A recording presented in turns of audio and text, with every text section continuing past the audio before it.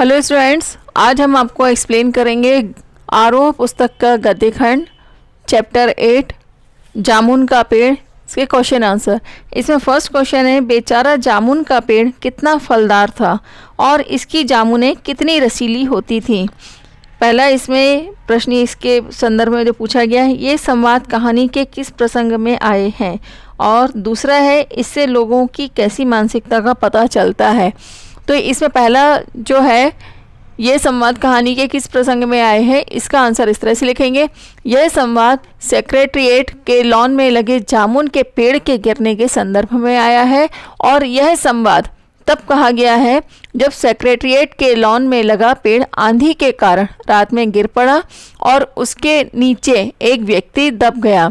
और सुबह होने पर जब माली ने उसे देखा तो क्लर्क को बताया और वहाँ पर भीड़ इकट्ठी हो गई। वे लोग जामुनों की बात कर रहे थे, जिससे स्पष्ट होता है कि उन्हें उस व्यक्ति की कोई चिंता नहीं थी, बल्कि वे तो उस जामुन के पेड़ के गुणगान कर रहे थे जो बहुत ही फलदार था।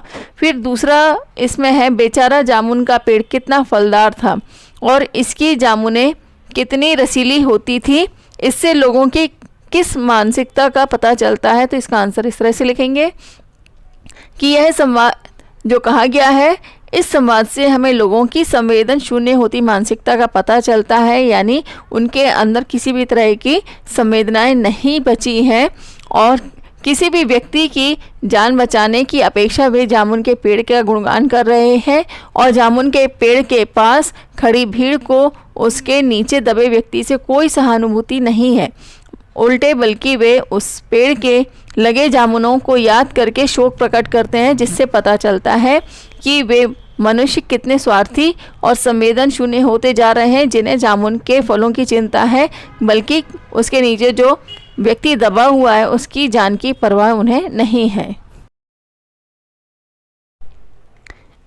नेक्स्ट क्वेश्चन है, दबा हुआ आदमी एक कवि है, यह बात कैसे पता चली और इसकी जानकारी की फाइल की यात्रा का जो है उस पर क्या असर हुआ। तो दबा हुआ जो आदमी है उसकी फाइल की यात्रा पर इस तरह से असर हुआ, जब माली ने पेड़ के नीचे दबे व्यक्ति को उसके केस के संबंध में यह उम्मीद जगाई कि कल उसका केस सेक्रेटरीट के सारे सेक्रेटरियों की मीटिंग में रखा जाएगा।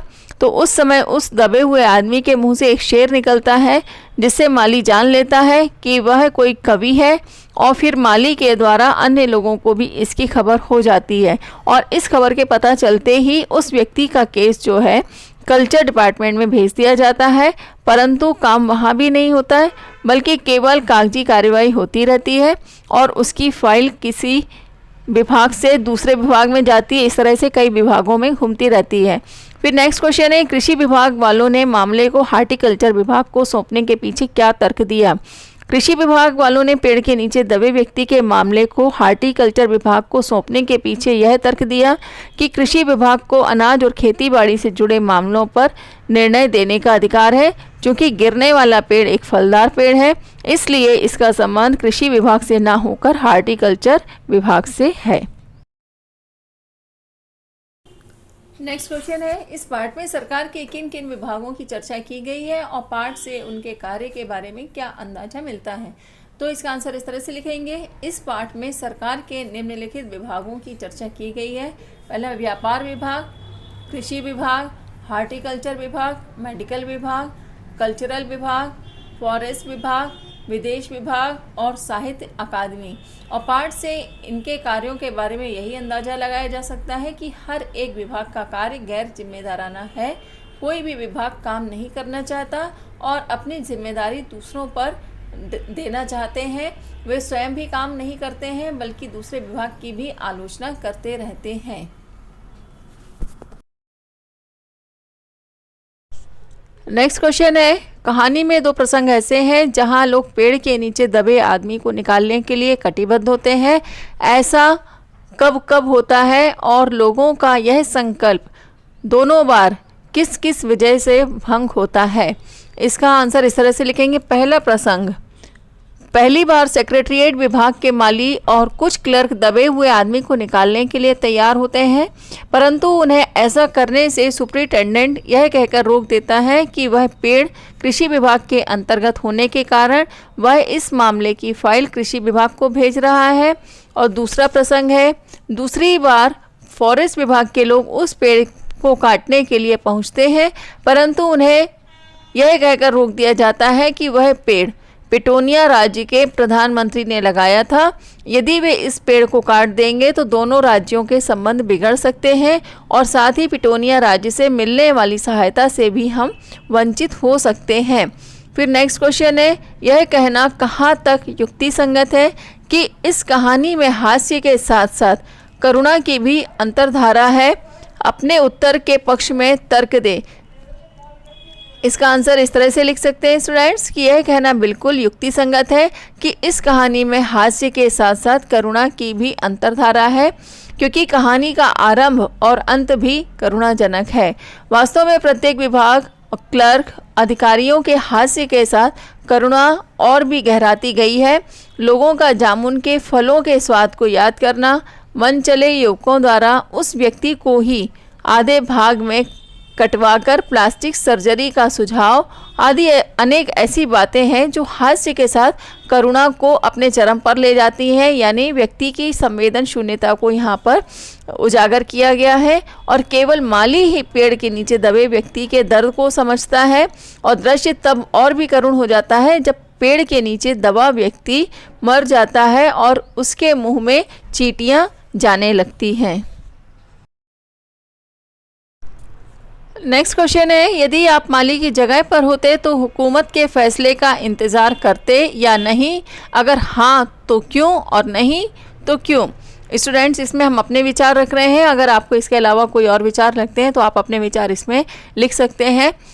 यदि मैं माली की जगह होती तो कभी भी हुकूमत के फैसले का इंतज़ार नहीं करती। मैं अपनी ओर से सेक्रेटरीट विभाग के लोगों को इकट्ठा करती, फिर उन्हें प्रेरित करने के बाद पेड़ कटवाती और उसको हटवाती। यदि वे सरकारी डर से आगे आने के लिए तैयार नहीं होते तो उन्हें मैं समझाती कि पेड़ काटना अपराध माना जाता है और गिरे पेड़ को हटाना नहीं। इसलिए पेड़ को हटाए जाने पर हम कोई अनुशासनहीनता या कोई कार्रवाई नहीं होनी चाहिए और इस तरह से हम उस व्यक्ति को बचा सकते थे। नेक्स्ट क्वेश्चन है, नीचे दिए गए अंग्रेजी शब्दों के हिंदी प्रयोग लिखिए। इसमें है पहला अर्जेंट यानी आवश्यक, इसका हिंदी में शब्द जो आएगा इसका मीनिंग। सेकेंड है फॉरेस्ट डिपार्टमेंट, तो इसका हिंदी में आएगा वन विभाग। मेंबर यानी सदस्य, डिप्टी सेक्रेटरी उपसचिव, मिनिस्टर मंत्री, अंडर सेक्रेटरी अपर सचिव और हार्टिकल्चर डिपार्टमेंट उद्यान विभाग, एग्रीकल्चर डिपार्टमेंट कृषि विभाग। इसके बाद नेक्स्ट क्वेश्चन है, इसकी चर्चा शहर में भी फैल गई और शाम तक गली गली से शायर जमा होने शुरू हो गए। स्टूडेंट्स, यह एक संयुक्त वाक्य है जिसमें दो स्वतंत्र वाक्यों को समान अधिकरण समुच्चय बोधक शब्द और से जोड़ा गया है। संयुक्त वाक्य जो है इस प्रकार सरल वाक्य में बदला जा सकता है। इसकी चर्चा शहर में फैलते ही शाम तक गली गली से शायर जमा होने शुरू हो गए। पाठ में से इस तरह के 5 संयुक्त वाक्यों को चुनकर उन्हें सरल वाक्यों में रूपांतरित करना है। स्टूडेंट्स, हम इसमें से आपको 5 संयुक्त वाक्य छांटकर उसमें सरल वाक्य में रूपांतरित करके आपको बता रहे हैं कि किस तरह से संयुक्त वाक्य को सरल वाक्य में परिवर्तित किया जा सकता है। माली ने अचंभे से मुंह में उंगली दबा ली और चकित भाव से बोला। इसको सरल वाक्य में इस तरह से करेंगे, माली अचंभे से मुंह में उंगली दबाकर चकित भाव से बोला। फिर सेकंड है, इतना बड़ा कवि, ओस के फूल का लेखक और हमारी अकादमी का मेंबर नहीं है। इसको सरल वाक्य में इस तरह से बदलेंगे, ओस के फूल का लेखक बड़ा कवि होते हुए भी हमारी अकादमी का मेंबर नहीं है। फिर नेक्स्ट है, जामुन का पेड़ चूंकि फलदार पेड़ है इसलिए यह पेड़ हार्टिकल्चर डिपार्टमेंट के अंतर्गत आता है। इसको सरल वाक्य में इस तरह से करेंगे, जामुन का पेड़ फलदार पेड़ होने के कारण हार्टिकल्चर डिपार्टमेंट के अंतर्गत आता है। फिर नेक्स्ट है, आधा आदमी उधर से निकल आएगा और पेड़ वहीं का वहीं रहेगा। इसको सरल वाक्य में इस तरह से करेंगे, आधा आदमी उधर से निकल आने पर पेड़ वहीं का वहीं रहेगा। फिर है, कल यह पेड़ काट दिया जाएगा और तुम इस संकट से छुटकारा हासिल कर लोगे। इसको सरल वाक्य में इस तरह से करेंगे, कल इस पेड़ के कटते ही तुम इस संकट से छुटकारा हासिल कर लोगे।